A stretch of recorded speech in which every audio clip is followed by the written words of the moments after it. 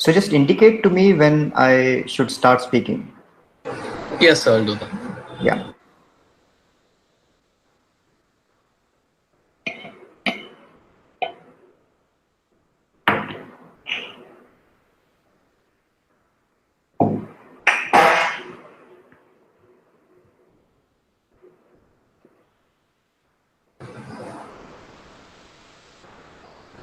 Good afternoon, everyone.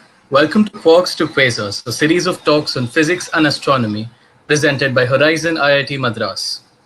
Our speaker for today, Dr. Dawood Kothawala, is a theoretical physicist working at the Department of Physics, IIT Madras. PhD at IUCA Pune under the guidance of Professor T. Padmanabhan, and has since been working on various topics of interest ranging from cosmology to classical and quantum gravity. Dr. Dawood is one of the country's leading experts on quantum gravity, and it's thus an honor to have you with us, sir. I'll hand over the mic to you. Thank you.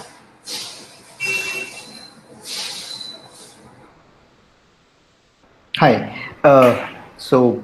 Thanks a lot for that nice introduction.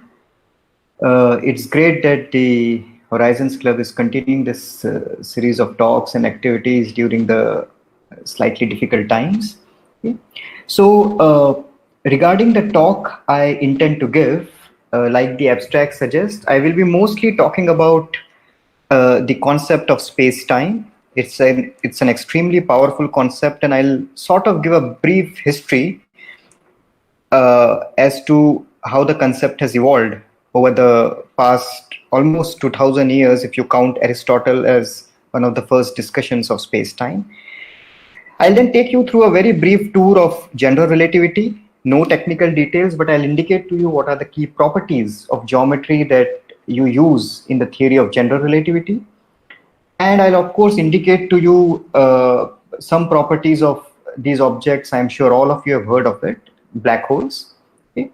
The idea essentially is to actually collect all this information about what space-time is, what is the theory of general relativity, what is gravity and its connection with space-time, what are these objects called as classical black holes. But eventual aim of the talk, bulk of the talk, would be to actually highlight to you some extremely interesting things that happen when you consider quantum mechanical properties of black holes. So much of the introductory part of the talk, which I hope it should be accessible to a wide audience, assuming that you have not taken an advanced course in GR or something like that, it should be still accessible. But once you are aware of what are the most important classical properties of black holes, its quantum properties are sort of even more curious, and that gives us deep insights into the small scale structure of space-time. Einstein's theory actually tells us a lot about the large scale structure of space-time, and that is also the title of the famous monograph by Hawking and Ellis. But the later part of my talk, I will mostly try to convince you that when quantum effects are taken into account, even the small scale structure of space-time can show some extremely intriguing properties. And as we go along, I want you to keep in mind the example of harmonic oscillator that you learn in quantum mechanics, in a first course in quantum mechanics. Classically, this object is very well understood. All of us learn a harmonic oscillator in different forms from undergraduate courses. And we know that a classical oscillator has zero energy when it is at rest. If you take quantum mechanics into account, it has some 0-point energy, which you cannot get rid of, even if there is no average momentum or any perturbations to the oscillator. Quantum fluctuations will give it some definite 0-point energy. And I will try to argue that space-time in exactly the same way also gets a 0-point length from quantum fluctuations. Okay, so let us start. Okay, and this is a very, very brief history of space and time. So for those of you who might be interested, the story actually starts from Aristotle and even before from Zeno. There are famous paradoxes which those of you who are curious should go and read. But all of these discussions were tailored about the idea as to what motion is and what is the idea of space in which motion can be described. Whether the space is an absolute quantity or whether it depends upon the perception of an observer. The discussion started long back from Zeno and Aristotle. Zeno's paradoxes are worth reading.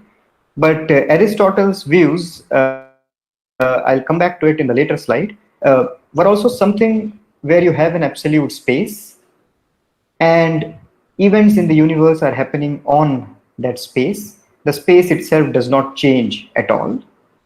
I should apologize for not putting Galileo here. He played an extremely important role, but I have not put it uh, partly because the discussion I'm interested in was taken further in a very definite manner by Newton and Leibniz, essentially taking clues from the work of Galileo. And the idea which changed in the physics of Galileo, Newton, and Leibniz, I'm sure all of you in your undergrad courses would have studied the classical mechanics of Galileo and Newton, but not quite anything from Leibniz. But if you go through it in a philosophical manner, you should actually read even Leibniz and see that he had some extremely interesting point on the nature of space and time. But essentially, the Newtonian view of space-time, which I'll depict in the next slide, consists of space at a given instant of time as comprising of all the events happening in the universe at that time. And then the entire universe is described as a sequence of this three-dimensional space making progress in time. So the key change, whose credit should go to Galileo actually, is that there is no single space like Aristotle had imagined on which everything is happening. At every instant of time, you have a different piece of space, and that is what describes for you the history of the universe. And the final understanding, this is the thing on which this talk will focus most, because that's the most modern understanding of space-time, is due to Mach and Einstein. And we will see as we go along how the notion of space-time introduced by Einstein, taking certain clues from Mach, although that was not relevant for later history of relativity, really provides us with an extremely different view of space-time than that of Newton, Leibniz, Zeno, Aristotle, or Galileo. Okay, it's a completely different structure that a theory provides. So it is good to have in mind a classification for all the theories that we know so far. Please don't bother too much about some of the theories that are written there. What you should focus on is that there's a very nice way to depict the landscape of physical theories that we have.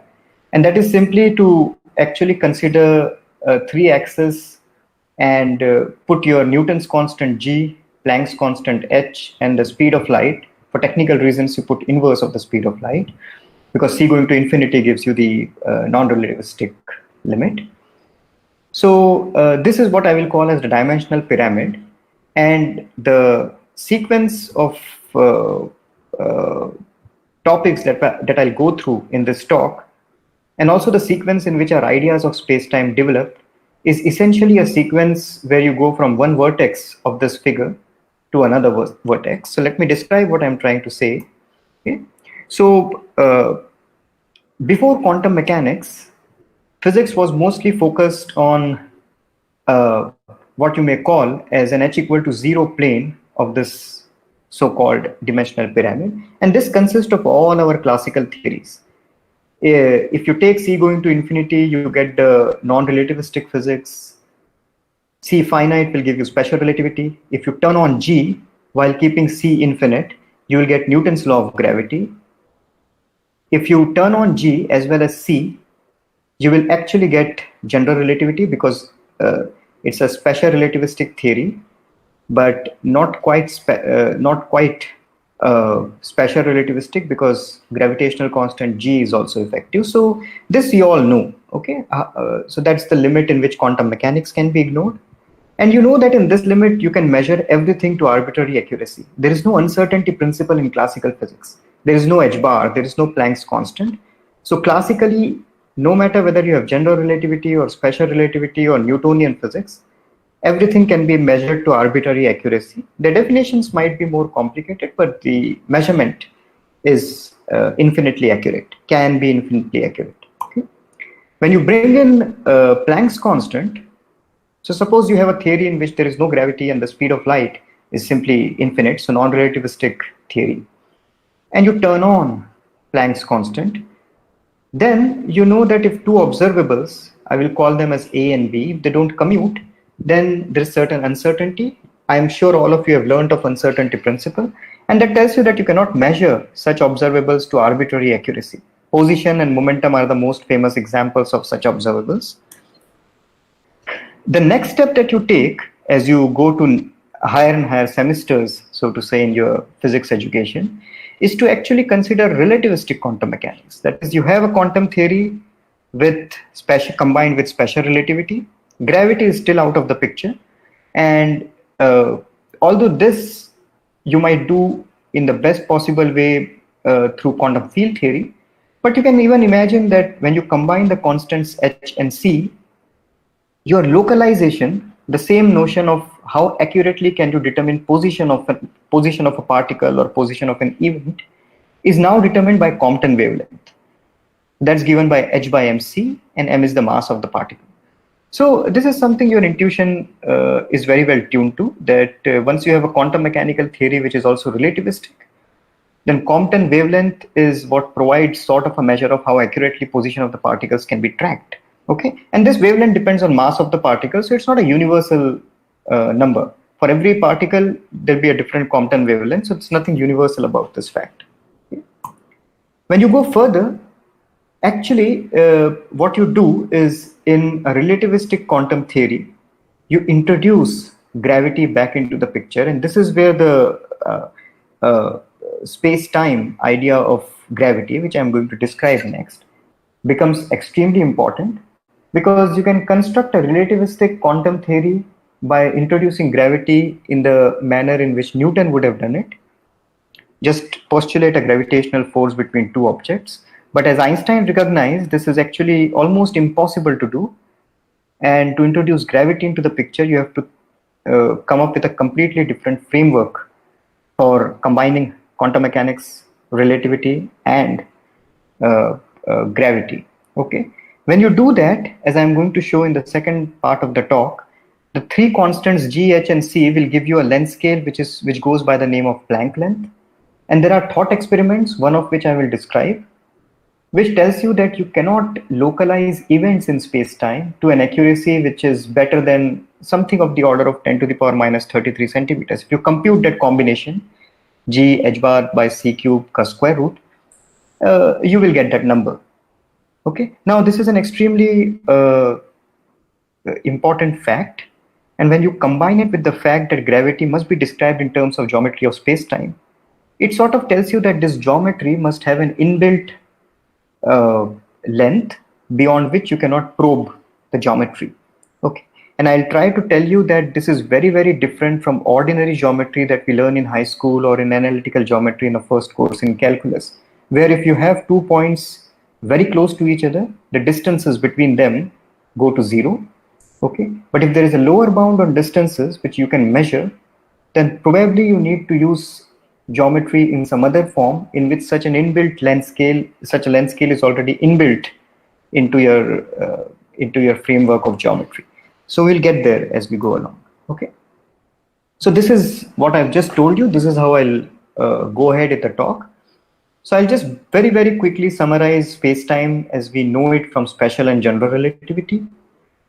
And then I'll tell you something about black holes. This will be just the classical black holes, which have things like event horizon and all those things. And I want to tell you this because the presence of event horizon becomes very important when we go further and analyze the quantum properties of black holes, because it's the presence of event horizon which actually gives black holes what are called as their thermodynamic properties. I'll explain all of these things as we go along.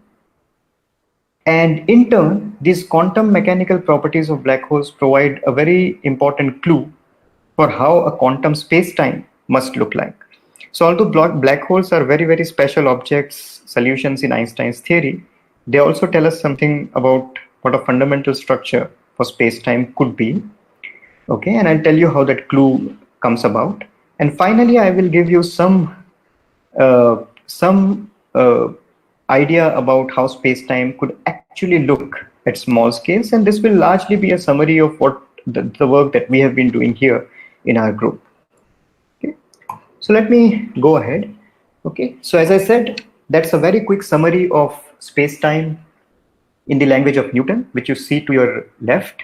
Okay, I already mentioned it in words. So this is stacks of three-dimensional space plotted as a function of time. So as time progresses, your space evolves from one instant to the next. But this picture assumes, first of all, that there is an absolute time according to which the slicing of space is done. And there is, of course, no restriction such as the speed of light restriction in Newtonian theory. All of us know that very well. And when you bring in this the special relativistic constraint due to the speed of light, the picture that you have is what I've drawn on the right hand side of the screen. Essentially, what it does is you still have stacks of space, but only those regions in the future are accessible which can be connected by a light cone to you. Okay, and this light cone is drawn with a red boundary as well. So there is a future light cone and a past light cone. So you see that at a given instant of time, which I have indicated as present there, you can only get information from a finite region in the past, and you can only send information to a finite piece of space in the future. Okay, so this is drastically different because it changes our notion of what technically is called as causality. Okay? You can only affect a certain set of events in space, and you can only be affected by a certain set of events in space. And moreover, what I have not shown here is that this distinction of present, future, and past is observer dependent. Okay, so some other observer will draw his or her own light cone, space-time into future, present, and past in a different manner. So basically what you have thrown away is the absolute nature of time in going from Newton to special relativity. And these light cones will, by the way, form and be a very important, play a very important role as we go to study black holes, and further when we go to study the small scale structure of space-time. Okay, so light cones are probably going to be one of the most important objects in studying the quantum properties of black holes as well. So let me start by describing, so that was all special relativity. From here, when you have to construct a relativistic theory of gravity, that is Einstein's theory of general relativity, what you appeal to is an observation that again dates back to Galileo. So all of you are of course aware of this experiment in which he is supposed to have thrown a stone and a feather from the leaning tower and argued essentially that the acceleration of both of them are the same. They fall with the same acceleration. Okay. So what I've written here is Newton's law for this. So for a moment, we don't need special relativity. So we see that Newton's law tells us that force is mass times acceleration, but the mass that appears in Newton's law is what is called as inertial mass. Newton was very well aware that you must carefully call it as an inertial mass because it's not obviously the same thing which has to appear in the law of gravity. So gravitational force on the object is given by gravitational mass times the gravitational acceleration. And Newton was very well aware that m gravity may not be the same as m inertial. So they may be different objects. But it's an experimental fact that the ratio of these two for any object in the universe turns out to be the same. Okay. So it's a universal constant. And you might as well make a choice of units by which you can set this constant to unity. Okay. So the ratio of gravitational to inertial mass is a universal constant, and that's an experimental fact which turns out to be absolutely crucial to set up special as well as general relativity, mostly general relativity. So let me explain quickly how. Okay. Yeah, so as I said, the ratio can be set to 1 by a convenient choice of units. That's not a very non-trivial fact. But if you are pondering about why all this is not very trivial, just think of it for any other force. For anything other than gravity, this argument does not work. Because suppose you are working in electromagnetism, then you know that acceleration, so just look at the lower part of the slide, the acceleration of a charge moving in an electric field is given by q by its inertial mass times the electric field. Compare it with the above expression for acceleration of gravity, and you see the difference. Although gravitational mass and inertial mass, they have the same dimensions and the ratio is a universal constant, you could set it equal to 1. You can't do anything about q by m inertial. Okay, so that ratio changes from electron to proton, and it depends on the charge of the particle, and it's not even a dimensionless number. Okay, and this is the key reason why, although gravity required a very drastic revision in our understanding of space-time, no other force actually enforces or has the same geometrical setup. Okay, so if you wanted to construct a geometrical theory of electric field, there's a very convoluted way of doing it, but nothing natural like it comes in the case of gravity. Okay, and the reason is as simple as I've indicated here. Okay, and you must at this point pause and just think that it took almost 22,000 years to even realize that the question that I just showed you, the experiment was worth performing. And there's a very nice quote by a Nobel laureate to this effect, and he says that Aristotle said that heavy object falls faster than the light one does, and the important thing about this idea is not that he was wrong, but that it never occurred to Aristotle to check it. Okay, so I thought it worth mentioning it here, and you might keep it in mind for your next BTech lab or whatever lab that you're going to do. It's absolutely important to check even the simplest of statements, and it took 2,000 years to check the one that I have just discussed. Having said all this, what does all of this suggest? And that took us another 400 years since Newton and Galileo laid down the formulation of classical dynamics. And the answer is again very simple to imagine, because everything falls at the same rate in gravitational field, at least to lowest order. The acceleration is completely independent of whether it's a stone or a feather or any other object. That means that the trajectory which this object is following in a gravitational field must be something that is more tied to the properties of space-time itself rather than to the object, because it does not seem to depend on the mass of the object or any other property of the object. So it must be a property of the background space-time rather than of the object itself. This is what I have just argued. Okay, and that actually brings you to the interpretation of gravity in terms of gravitational force, in terms of the geometry of space-time. And the example that I'm going to give here is going to make the point very clear. So just consider two objects, ants as shown here, on the surface of a sphere, and they are trying to follow the straightest possible path on the surface of the sphere. You know that this path is given by the great circle. So if you move on a sphere along the great circle, that will be the shortest distance along any 2 points on the sphere. Okay, and the ants are happily doing the same thing. But if you can't see the sphere, then what you will conclude is that the ants are attracted towards each other by some force, and that is the kind of force you might be tempted to call as a gravitational force. But really what the ants are doing is just following the straightest possible path on the surface of the sphere. And that is precisely the conclusion which I said Einstein arrived at. He stared very, very hard at the equality of inertial and gravitational masses and the fact that all objects fall with the same acceleration, and argued that the trajectories of objects might be a property of background space-time, just like the trajectories of ants here are properties of the background spherical geometry on which they are moving, and not actually the property, not actually because of some force between these objects. Okay. So this is the final picture that you get. You start from the Newtonian picture of space-time. That's the upper left. You go to special relativity, which introduces you to light cones and a slightly different picture of future and past, as well as present. Not all events are accessible to you. Not all events can affect you.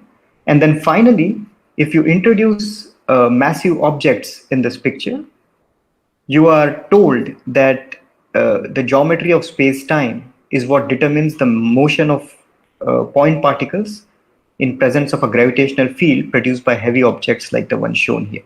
Okay, so this is a very, very simple description of what GR is all about. And so far, I have just told you that gravitational force must be related to geometry of space-time. And it is technically what is called as curvature of space-time that determines the gravitational field. Okay, and to determine the exact relation requires a bit of further set of steps, but one important principle that plays a key role, and it's again a consequence of the equality of gravitational and inertial masses, is that an experiment which is done, say near the surface of the earth, like shown on the left, is going to be similar to an experiment done in outer space in absence of earth, but when you introduce an acceleration, the same acceleration g in the opposite direction. So of course, you all know this from your high school physics. All I'm telling you is going from one frame to another frame and appearance of some fictitious forces. Okay, you can think about an experiment in which the red ball is dropped from the roof of the lab that I have showed there, and it drops to the bottom on the surface of the earth. If you put this whole lab in outer space in a rocket which is accelerating upwards with an acceleration g, you will exactly have the same effect. This time it's not the ball which is falling, but the floor of the lab which is reaching towards the ball. Okay, so these experiments will not be distinguishable from each other. So what you are essentially saying is that you can go to a non-inertial accelerating frame like the one on the right and mimic or simulate the effects of gravity. This statement is called as the principle of equivalence, and that is what actually served as a very important principle to understand the connection between space-time geometry and gravity. Okay, and the strongest manifestation of space-time curvature is through the tidal effects. Again, something you would have already learned. Moon produces tides on the surface of the earth, and you know that tides come essentially because of differences in gravitational force between the two points diametrically opposite on earth. So these are called as tidal effects, and essentially they arise because of the difference in gravitational force between, say, the leg and the head of the cartoon that I have drawn there. And that is the stretching effect, which is extremely important in the theory of relativity.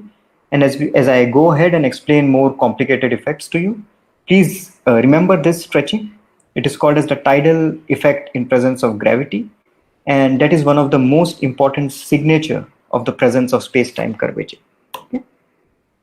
So I'm not going to write Einstein equations as such, okay, because I'll have to introduce a lot of objects for doing that. But essentially, Einstein equations finally are equations for gravity, which calculates this curvature of space-time in a very specific sense, and it equates it to energy and momentum of matter. Okay, so there is a complicated object which captures all the information about energy and momentum of matter distributions, and there is a geometrical object which you can compute, which is called as curvature. And Einstein equations is a certain relation between curvature and this energy momentum tensor. Okay. So that essentially brings me to the key objects.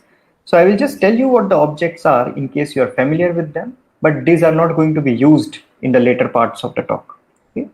So the first ingredient is what is called as the line element, which essentially is an instruction for you to calculate distances in space-time between points separated by dxa and dxb. Dxa and dxb are just the coordinate differences between any two events in space-time.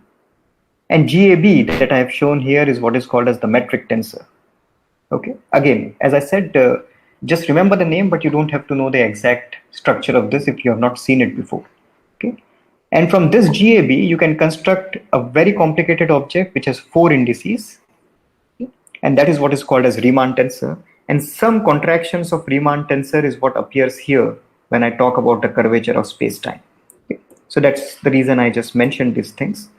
And there are actually many experimental tests of GR. I'm not going to discuss these, but some excellent tests, okay, such as gravitational redshift, and the well-known test in which there is precession of perihelion of Mercury. There's also bending of light.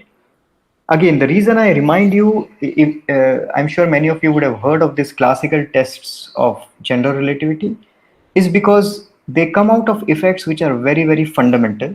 So just remember the gravitational redshift. That is, if a photon is moving in the gravitational field of a massive object, it suffers a shift in frequency, and the fractional shift delta omega by omega is given by phi by c squared to lowest order. Okay. And we'll see that this is an extremely important fact because when the second object, that is the gravitating object, is something like a black hole, the effect of this redshift is extremely large, and that is what results in some of the curious classical as well as quantum properties of black holes. So this is the expression for line element of a black hole, but I'm not going to use it because I'm not going to work with it too much. So I'm just going to skip it. In case anybody has a question towards the end of the talk, I can just talk a bit more on it. But this is a typical figure in which actually indicates to you the observational observational side of black hole physics, and this is one of the oldest collected set of data in which RA and DEC, since that's an astronomy club, I'm assuming all of you know RA and DEC, and these coordinates for certain stars in a certain part of Sagittarius constellation has been plotted. And if you track the motion of these objects, you can use your equations, basically a combined set of equations of Newtonian gravity and Einstein's general relativity, and you can estimate the mass of an object about which all of these are rotating. And it turns out that this mass is very consistent with the presence of a black hole at the center of the galaxy. Okay, there are a host of other observational effects, which I'm not going to, of course, talk about here, but this is just to give you a flavor of the kind of observations that indicate to us. Of course, the most recent observations of gravitational waves are by far the one of the strongest supporting evidences for the existence of black holes, because the masses computed from gravitational waves are very consistent with black holes orbiting around each other and merging. So that's probably a very strong test, but this was one of the oldest ones. Okay. So let me come to black holes. And as I said, these are the simplest solutions in Einstein theory. Essentially, they describe a region of space-time which is bounded by an event horizon. So what is going on here is that a very massive object collapses under its own gravitational field, forms a black hole. It forms a black hole when it crosses a certain radius, which is called as the event horizon radius. And its value is given by 2 times g m by c square, where m is the mass of the initial cloud which collapsed. And once it crosses this radius, you can show, and I'll show it in the next picture, even light cannot cross from interior of this object to the exterior. Okay. So once this collapsing cloud has gone past its event horizon, light cannot escape. And because light cannot escape, no other information of the interior can escape to the outside. Okay, that's why you call it as a black hole, because once this has happened, you will just see nothing as far as the classical physics is concerned, since nothing can reach out of the event horizon. Okay. The important thing to remember is that space-time curvature at the horizon, you can compute it, and it comes out to be 1 over m square in some suitable units. Don't worry about the speed of light and all those things. I've set it all to unity. But the curvature at the horizon goes something like 1 over square of mass. So you see that if it's a very, very massive black hole, curvature at the horizon is really very small. Okay. So when you're crossing the event horizon, you may actually not feel anything while you're falling through it, because the curvature effects are very small. Okay. Even though curvature effects are small, something drastically changes once you cross the horizon, because you can no longer communicate with the outside world. Okay. So this is finally the picture of a black hole. It's a cartoon picture in which there is a 2-dimensional space, vertical direction is time, and there is some collapsing matter. There's a spherical shell of matter, which here becomes a circle. It collapses, and then at some point, as I just said, it reaches this radius of 2 gm by c square. That's the beginning of this cylindrical tube that I have drawn there. Okay. And once this collapsing matter crosses that radius, that's the point of no return. That radius is what we call as event horizon. And eventual fate, although it's not completely known to satisfaction and not at the level of mathematical rigor we would like to, there are some very powerful theorems which tell us that once matter has passed the event horizon, its eventual fate will end up in a singularity as far as the classical theory is concerned.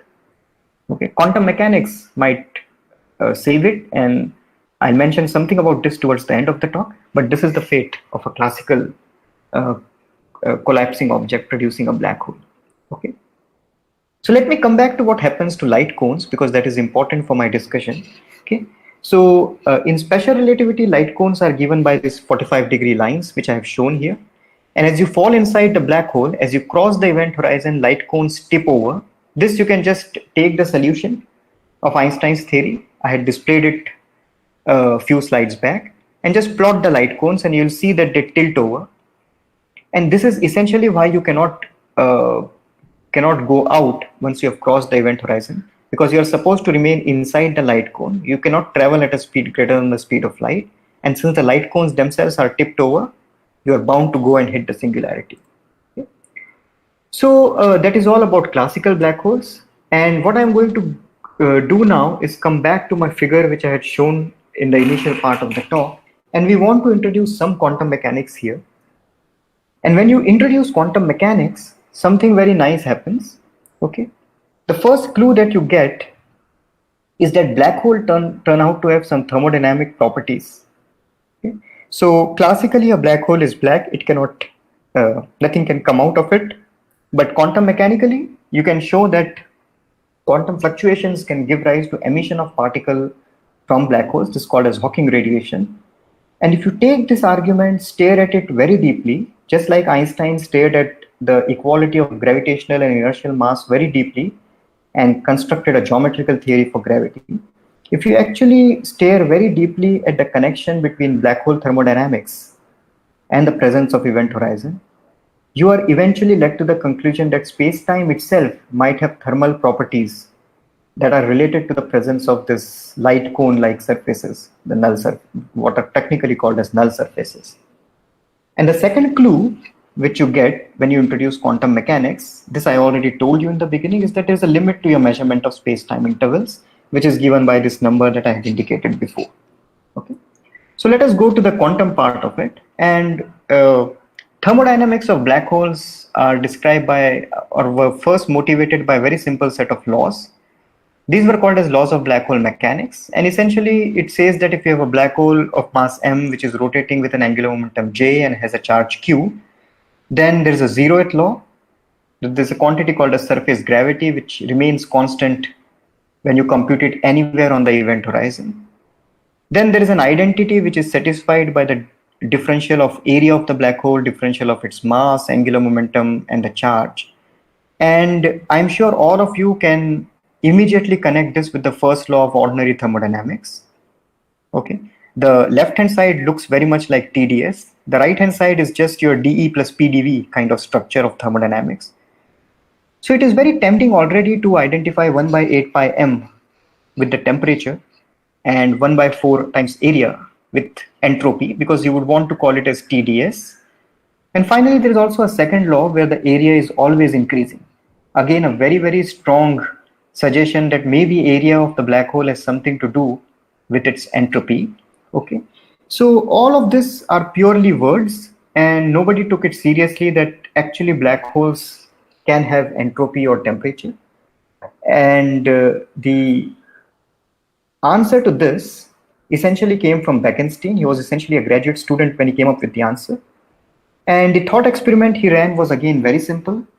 He just argued that if there is an event horizon present, and if you throw a hot cup of coffee across the event horizon, then the entropy of the outside world has reduced, and that therefore you would violate the ordinary law of thermodynamics, second law of thermodynamics, simply by hiding some entropy across the event horizon of a black hole.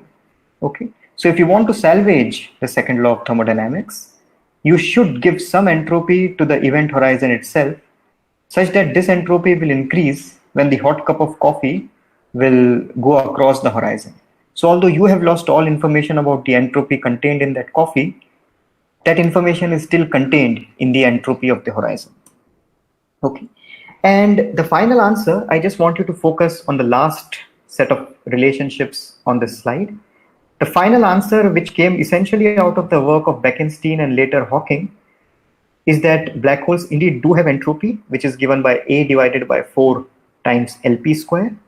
LP square is the Planck length I have already mentioned. And it also has a temperature which is given by that formula here. And I've put all the fundamental constants in these final expressions just to indicate to you that this is a quantum mechanical effect, and the 0-point length, LP square, naturally appears in the definition of entropy of the event horizon.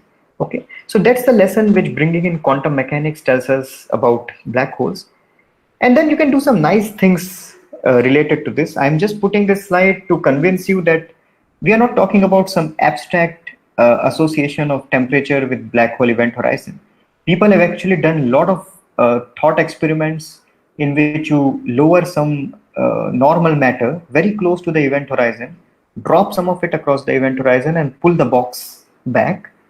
And then you can ask whether you can extract some work out of this process. So if you remember your first year thermodynamics, I'm talking essentially about Carnot cycle with the higher temperature as the temperature of the box and the lower temperature reservoir as temperature of the black hole.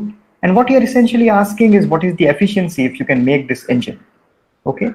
And as I've indicated in this slide, the efficiency is bounded precisely by the kind of relation you encounter in thermodynamics, where the numerator is exactly the Bekenstein-Hawking temperature, which is stated on this slide.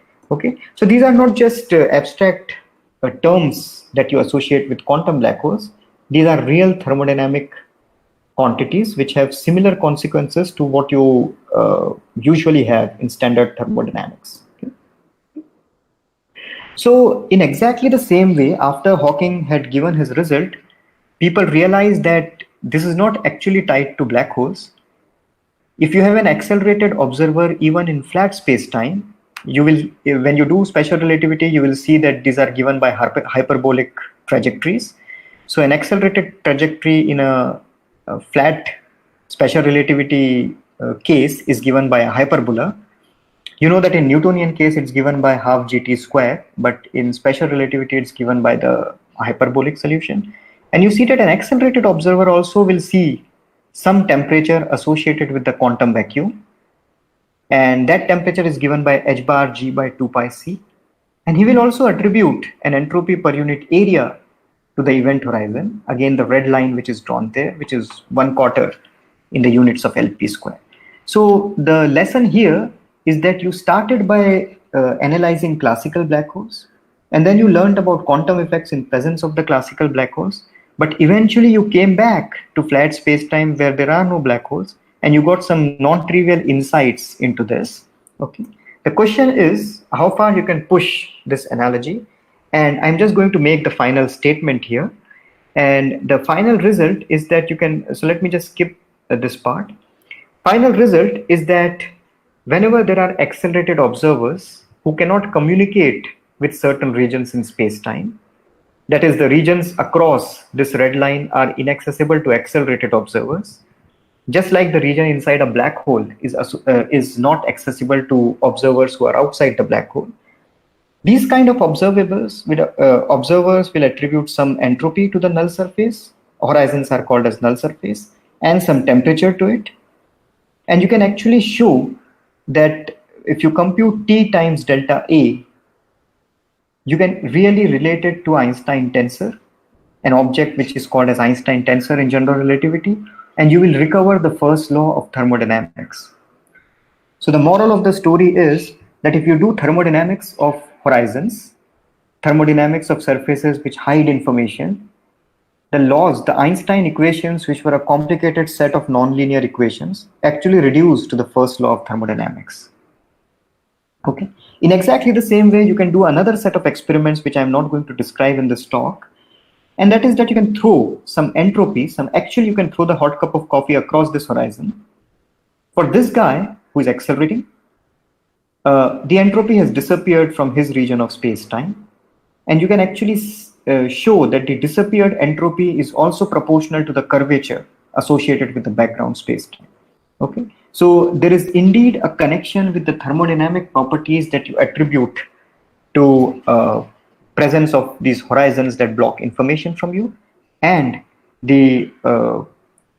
essentially the Einstein equations. So basically, this is the line of thought that we have completed. Just like the insight that Einstein gave us by staring at the equality of inertial and gravitational mass, led us to the understanding of gravity as a curved spacetime. In exactly the same way, if you look at accelerated observers, technically they are called as Rindler observers, you are led to what is called as thermodynamics properties of horizons, which I have just described to you.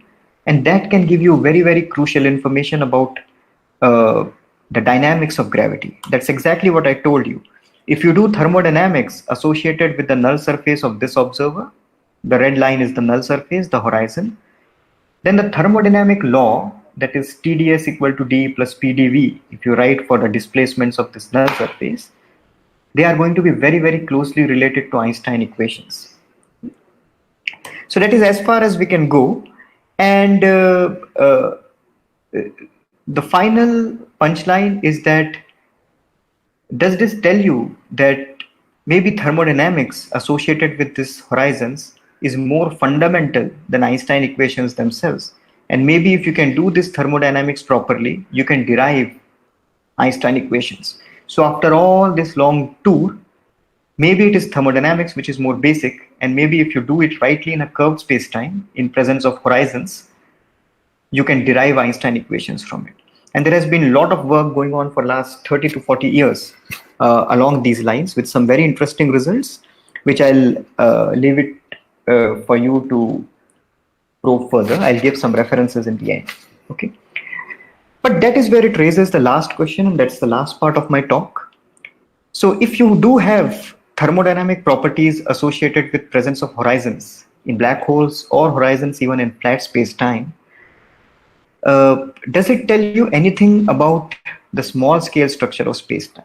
Now it's a good question to ask, because whenever you do a course on thermodynamics, the next course that you do is a course on statistical mechanics, because you know that thermodynamics is essentially a large n limit of statistical mechanics. So if you do statistical mechanics of a large number of particles, you recover the laws of thermodynamics. Okay. Here you have laws of thermodynamics appearing naturally embedded inside Einstein's equations. So you should ask, what is the statistical mechanics and what are the degrees of freedom whose statistical mechanics is going to give rise to this thermodynamics? At present, we do not have an answer to this question, but what I'm going to discuss next might give some hint along these lines. Okay. So the last part of my talk, as promised, will be finally to discuss the small scale structure of space-time, and the connection is already shown on this slide. So we started with thermodynamic properties of null surfaces, and now I'm going to argue that if you closely look at what is going on as far as the quantum effects around this null surface is concerned, it gives some nice clues about what might happen to space and time itself at very, very small scales. Okay, so these are just some references. So again, just to refresh your memory of the figure I had shown in the beginning of the talk. Okay, now we are trying to go, so far we have been in a domain in which Planck's constant was there, that appeared explicitly in the expression for Hawking temperature and entropy of black holes. Speed of light was also there, and the Newton's gravitational constant was also there. Okay. Now we are going to combine all these three, and as I told you, one clue which we already know happens when we combine all this is the existence of a lower bound to your ability to measure distances.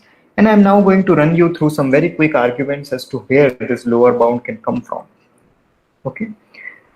So I'll just give you a very old thought experiment. So there is a clock which is moving on a trajectory which is shown in the figure. It's marked as world line of the clock. And there is an event called as event 2 whose coordinates you want to find out about. Okay. Now an experimentalist will choose the obvious route. He will actually send some light signal to 2 and receive back the light signal. From the time delay between emission and reception, you can actually compute both the space-time distance of point 2 as well as the time coordinate associated with the point 2. Okay, I'm sure all of you can do it from pure geometry. But what is important is when you introduce the presence of black holes in this picture, something very nice happens. Okay, you can show, and I'll request you to refer to the right hand side of this slide. So using ordinary quantum mechanics, you can show that delta x, the position uncertainty in the localization of event 2, will be bounded over by square root of t by m. Okay, just go back to your first course in quantum mechanics and compute it. If something is moving in a straight line, then a constant velocity motion has this much of delta x associated with uncertainty in position measurements. M is the mass of the clock. You also know that t, the time, must be greater than or equal to the distance to the event 2 that you are trying to measure. I've put speed of light to 1, so you think of it as c times t rather than just t. That is just because of causality, because the distance has to be less than whatever the distance light can travel to and fro. Okay, it cannot be larger than that. And finally, and this is the most important step, the distance that you are going to measure must also be greater than 2 times gm by c square, because that is the event horizon associated with the clock. So if the event 2 happens to lie inside the event horizon of the clock can be very light, but it nevertheless has an event horizon associated with it. So if the event 2 itself is inside the event horizon of the clock, then you cannot say anything about it, because it's just not able to communicate with the event 2. So if you combine all the three inequalities, you will easily be able to show that delta x, the position uncertainty in the measurement or in the localization of event 2, should be greater than L naught. Okay, so that's the simplest thought experiment. I'm telling this because you can actually analyze it at an undergraduate level. If you have some knowledge of special relativity, you can do this computation. And it's also the first instance in which you are doing quantum mechanics. So the first step comes from essentially quantum mechanics, Heisenberg uncertainty principle. The last step here comes from black holes, because that's the radius of event horizon. And this just comes from causality, the speed of light barrier. Okay, so I'll leave it for you to try this out. But essentially, a lot of work has been done here. There are some references. If somebody asks, I can tell it to you later. But essentially, the idea of existence of a lower bound on length scale is very simple. Quantum mechanics tells you that if you have to do an experiment at an energy E, the length scales you can probe will be proportional to h bar c by E. Black hole solutions of GR tell you that at an energy E, the length scale, the relevant length scale corresponding to an energy E, which coincides with the size of the event horizon, is g m by c square. If you write m as E by c square, this is what it will become. And if you plot these two, they'll intersect at a given point. And that point is precisely g h bar by c cube ka square root. Okay. So essentially, the whole existence of minimal length comes because the Compton wavelength scales inversely with energy, whereas the gravitational length scale, the event horizon size, scales proportional to energy. So that is essentially the key lesson. But our final question is, can we incorporate minimal length scale by going straight to the foundations of geometry itself? Okay. And this is the idea. We know that if we are doing ordinary geometry using standard calculus, then distances between any 2 points, so in space, the distances between any 2 points is given by dx square plus dy square. A space-time distance is given by minus c square dt square plus dl square. That's all. That's how you define distances in special relativity.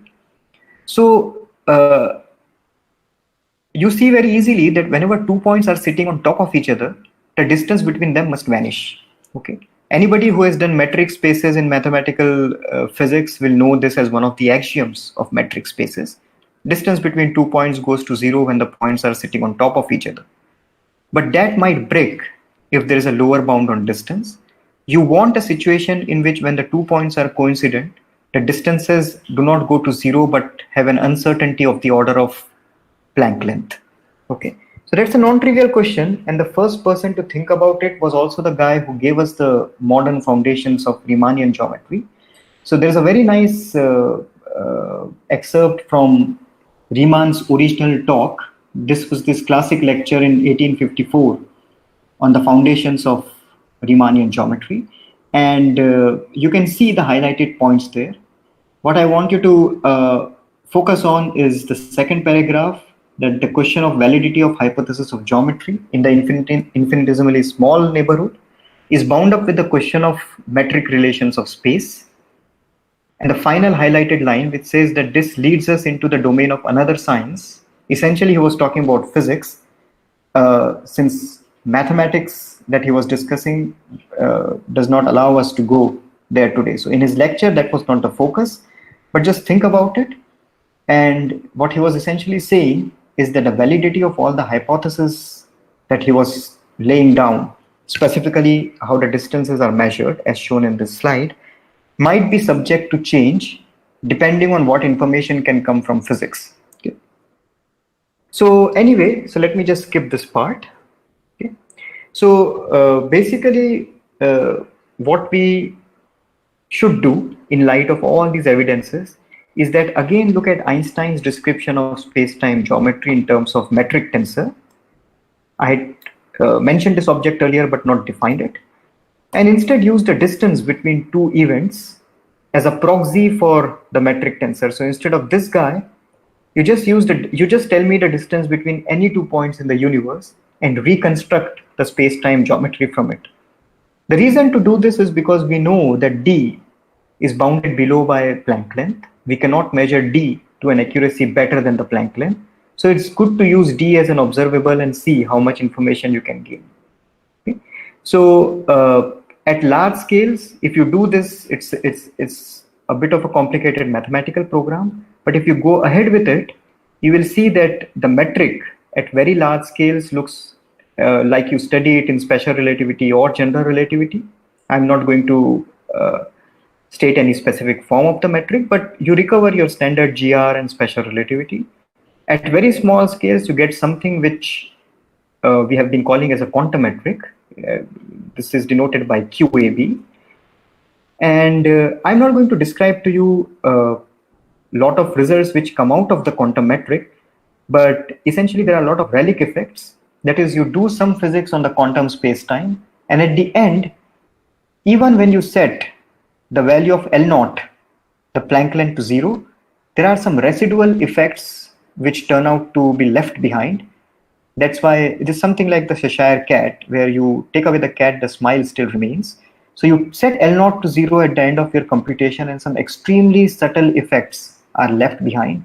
So you can actually, there's a possibility that you might be able to observe the imprints of the 0-point length, even at scales which are larger than the Planck scale. And the work along these lines is still continuing. And one such effect I am going to indicate to you, and that has to do with how you define volumes and areas in space-time. As I said, this is all elementary geometry. So suppose you have to define volume of a sphere. We know that it's 4 pi by 3 sigma cube, where sigma is the radius of the sphere. In d dimensions, it is given by some constant which is dimension dependent. I don't care what that is. But the power of sigma is sigma to the power d. Okay. So mathematically, we can define what is called as the geodesic ball dimension or the box counting dimension of a given space by just computing the logarithmic derivative of volume with respect to sigma.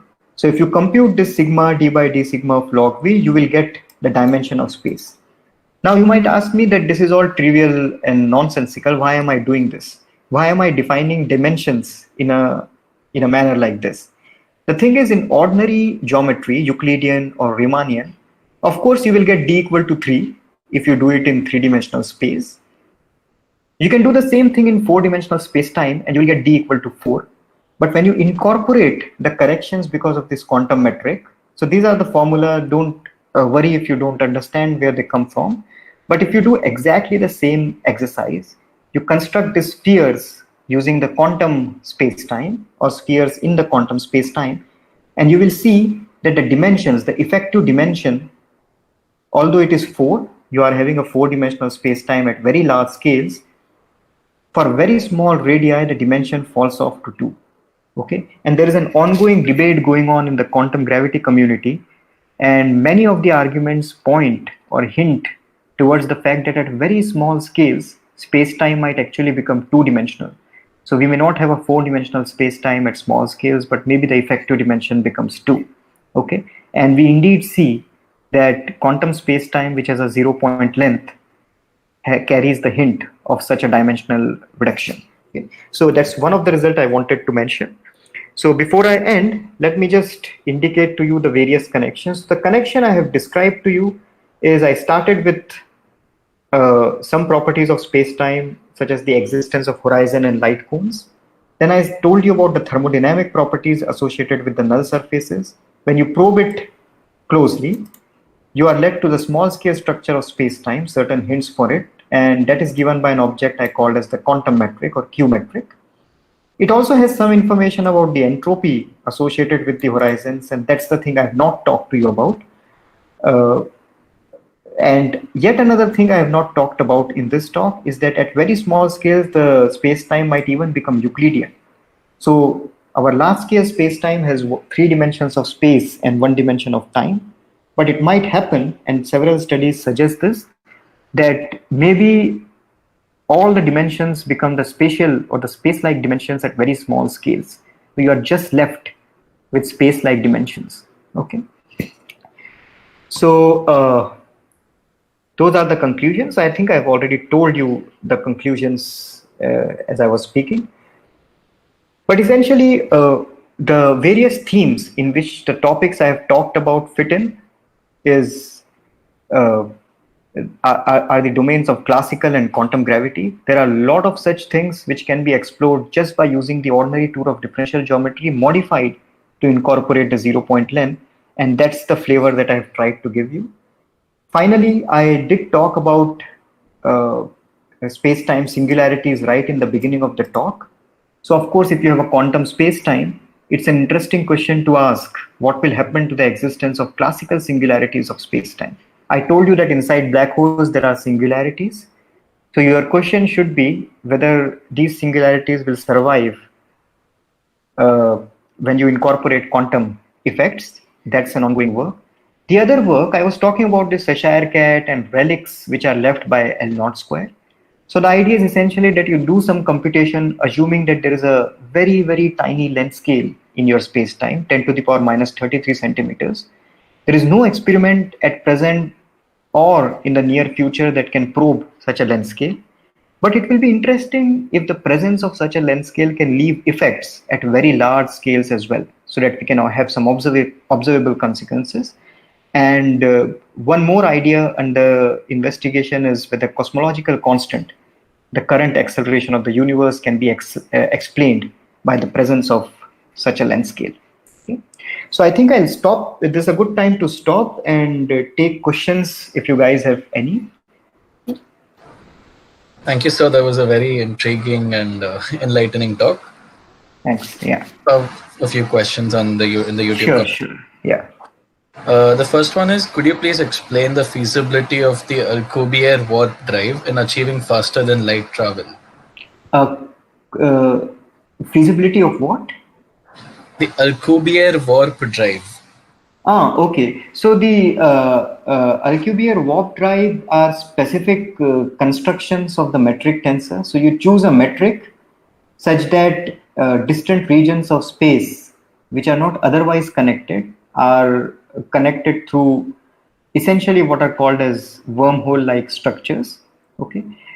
Essentially, the problem with all such warp drives as well as wormholes is that if you want to obtain them as legitimate solutions of Einstein equations, you require matter with negative energy density, matter which violates some of the standard conditions on energy that all of us are so familiar with. And that's why it's very doubtful whether you can actually construct such a warp drive in practice. But if you can construct them, yes, they can provide a means to travel from one point to another, but you are still not going to break the speed of light barrier. So you are not really going from one point to another, traveling at a speed greater than the speed of light. You're always traveling with a speed less than the speed of light. It is just that your space itself has this very weird structure in which distant points are connected in a non-trivial way. So there is a topological connection between distant regions in the universe. Okay. But you are supposed to be traveling always locally at a speed less than the speed of light. I am not sure whether that helps, but yeah. So the next question is, could you give an idea on how gravitons are related to black holes? Okay. So that's actually a very good question. Uh, there are several ways or several levels at which one can address these questions. Now, gravitons essentially arise as quanta of linear fluctuations in gravity. So let us understand where quanta, the concept of quanta, arises from. So when you talk of photons, what you're essentially doing is quantizing the electromagnetic field, and the quanta of this is what you call as photons. So for gravitons, you must quantize the gravitational field, and the corresponding quanta is what you call as gravitons. Now, the first thing is the only sensible such quantization that we are aware of is done for linear fluctuations about flat space-time. So you take a flat space-time, you add a tiny perturbation, you consider that perturbation as quantum mechanical, and do your standard quantum field theory on those fluctuations. And the quanta is what is called as gravitons. On the other hand, black holes are the result of an extreme collapse situation, and the causal structure is drastically modified in the vicinity of the event horizons. So imagining black holes built out of gravitons is an extremely complicated question to answer, and I don't think there's a convincing answer that we have right now. A black hole solution emerging by studying the dynamics of gravitons. Okay, now the second aspect of the same question is you already know about gravitons in certain approximation. Can you compute the entropy of these gravitons, and can you in any sense relate this to the entropy of black holes that I have talked about? Again, many people have tried to work on it to various levels of success, but to the best of my knowledge, there is no clear-cut answer. Okay. You can certainly compute entropy of, just like you can compute entropy associated with a gas of photons, you can compute entropy associated with a gas of gravitons. And under certain conditions, you might want to compare it with the entropy associated with a black hole horizon. Okay? Not a clean analysis to do, and I don't think there is a definite answer which we know of. But it's a very good question. Next we have like, can we use energy equations to study black holes, such as the Lagrangian or Hamiltonian in classical physics? Uh, so study black holes. See, black holes are solutions of Einstein equations, and Einstein equations are derived using an action and a Lagrangian. Okay. Uh, if the question is whether you can write down the Lagrangian, so this is like the Lagrangian for Newton's law of motion is half mv square. In the same way, the Newton's laws are solutions of Euler-Lagrange equations of motion. So in the same way, black holes are solutions of Einstein equations, and those can be derived from an action and a Lagrangian. I have not shown the action in this talk, but there's a very, very simple action called as Einstein-Hilbert action from which you can derive Einstein equations. And those Einstein equations have black hole as the solutions. What you can do is, once you have computed the black hole solution, you can plug it back into the action and ask what is the value of the action. That is an extremely interesting question, and the answer is very simple. If you take the simplest of black holes and make certain assumptions here and there, what you can show is that this value of the action is very, very closely related to the entropy of the event horizon that I told you, that is area divided by 4L0 square. Okay, so that is the connection, and even the Hamiltonian can be written. So you can even write the Hamiltonian for this Lagrangian I'm talking about, and that Hamiltonian is closely related to the mass of the black hole. Okay, so yes, these ideas are there, but you should call it as the action, the Lagrangian, Hamiltonian for gravity, and you can then plug the black hole solutions back into this Lagrangian and Hamiltonian and find the value of the action. That has some interesting structures. Thank you, sir. The next question is there any relation between dark matter, dark energy, and quantum gravity? Again, that's a very big question. As far as the relation between dark energy and dark matter is concerned, there does not seem to be any relation, but very recently, some people are trying to point out an inherent relationship between dark matter and dark energy, but all of these are based on speculative ideas. And I think, to the best of my knowledge, most recently, there were some efforts in connecting dark matter and dark energy using entropic, some ideas from what is called as entropic gravity. This was a program kick-started by Verlainde several years back, but not much progress has been made. So we do not know of a very robust and rigorous connection between dark matter and dark energy. They behave differently. They have different properties, and dark energy essentially is characterized by a constant energy momentum tensor, whereas dark matter has very different properties under cosmological evolution. So there is no evident connection between these two. Okay, what was the last part of the question? So dark matter, dark energy, and quantum gravity. Yes, of course. Quantum gravity, dark matter again. Look, at least personally, the point of view I would like to take is that dark matter probably is something we'll understand when we understand the high energy physics better, and it might be uh, just another particle from high energy physics which we have not discovered yet. But I also find interesting some analysis of dark matter uh, which is often addressed under the program of what is called as modified Newtonian dynamics, okay, where you actually modify Newton's laws of gravity, sorry, not Newton's laws of motion. You just go and modify force equal to mass times acceleration. That's, as you can imagine, that's a very drastic modification. But you somehow say that such a modification of acceleration and force relationship can explain dark matter. Now, the connection is provided by the fact that our evidence, the very first evidence of dark matter, came by studying the acceleration of rotating stars in a galaxy. Okay, the acceleration with which they rotate. If you plot the corresponding centripetal acceleration versus the radius, you will get some information about the presence of dark matter. So if you modify the formula for acceleration, and people used Newtonian approximation for this because it's a good approximation, you don't need Einstein's theory, then I think what people have been thinking is that if you modify Newtonian dynamics, you can have some information about dark matter. But again, I think there is nothing to distinguish between these two, but modified Newtonian dynamics is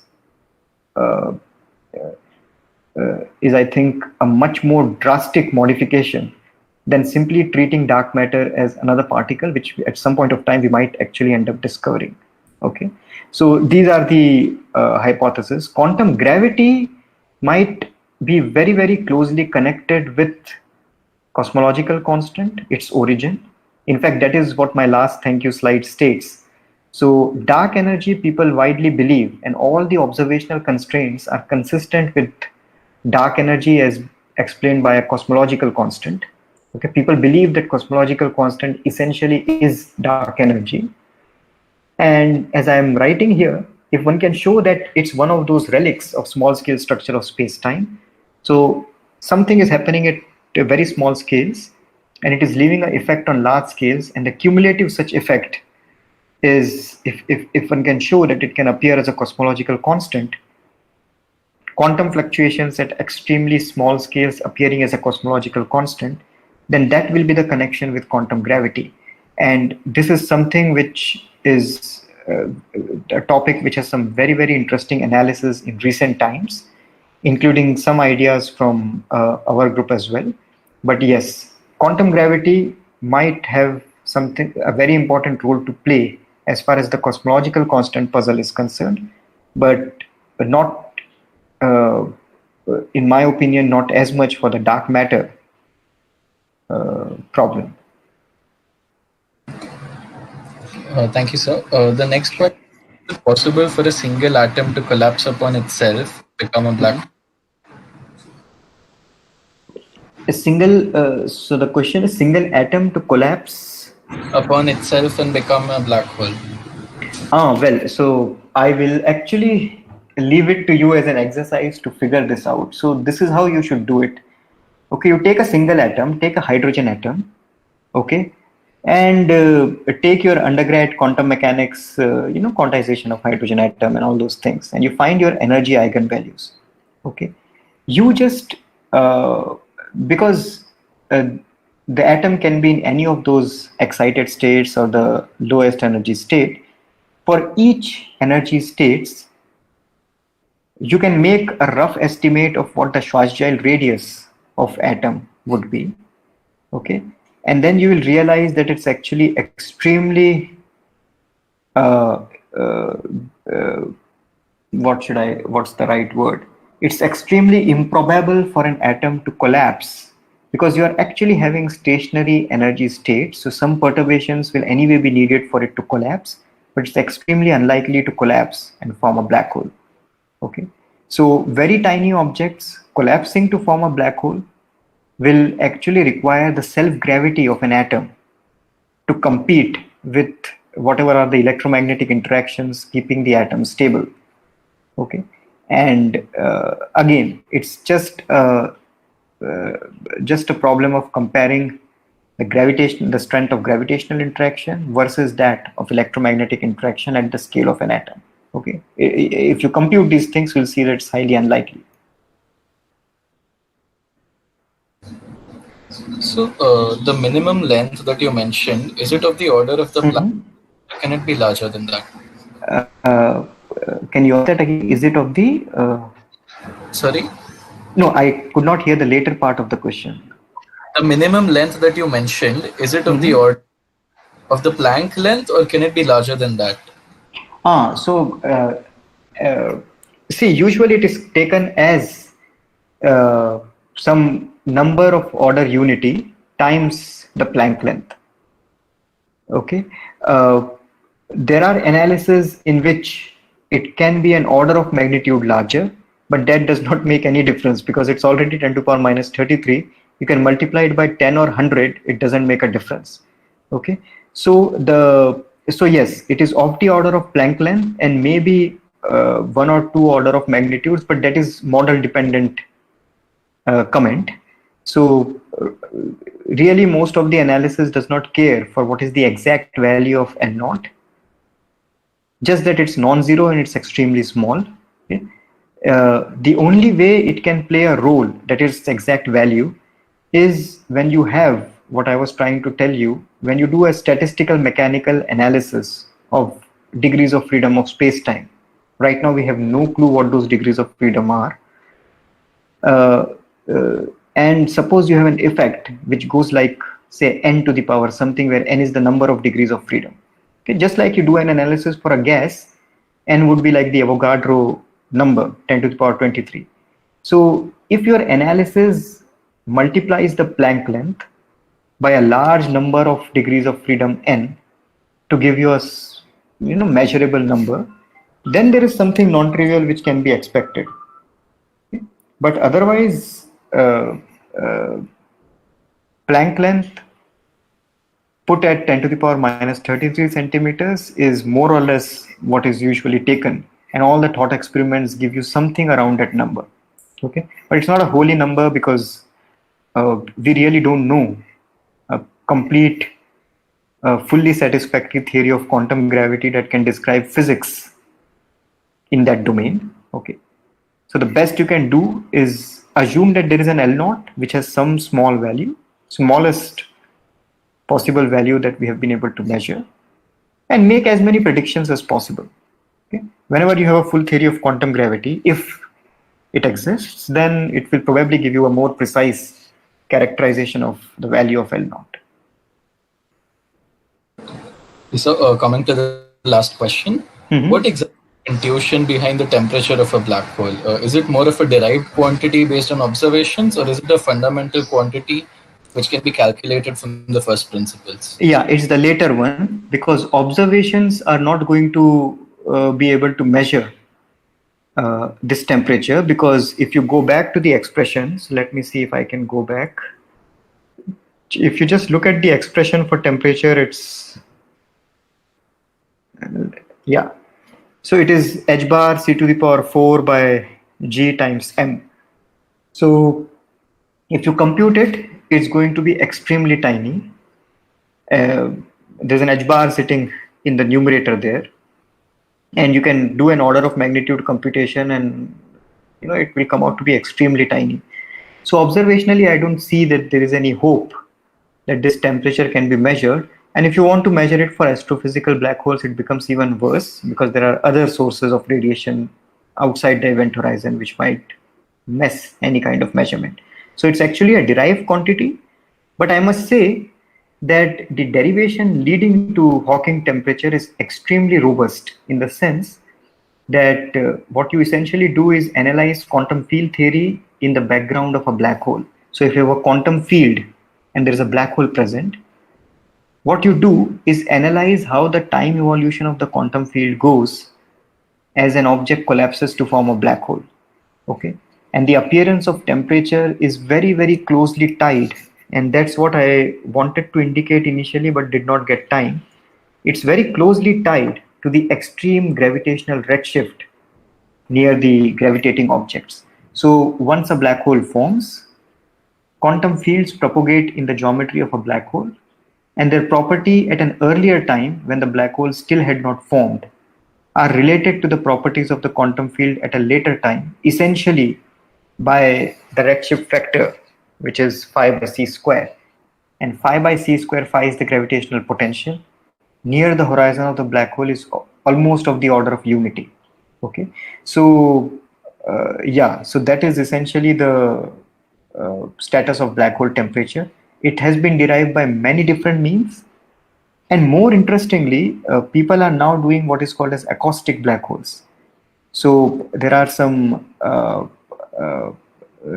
experiments which people can do in labs using water tanks, in which instead of light, you use sound waves. Okay, so you have and I'm sure such equipments will be there. Our ocean engineering department might also have it. So what you do is a water tank experiment in which you create what is called as an acoustic horizon, not an event horizon which is created because of properties of light, but an acoustic horizon where you analyze the properties of sound waves. And again, if you do quantum theory in this experiment, in the water tank experiment, you measure some density correlations across the acoustic horizon, you get exactly the same effect. Okay, so the physics is very robust, and therefore it is very unlikely that the computation of Hawking temperature is flawed in any way. People have thought about it, that there could be some error, some approximation which is invalid and all those things, but it seems to be pretty robust. Thank you, sir. Thank you for your time. It was a great talk. And Sure.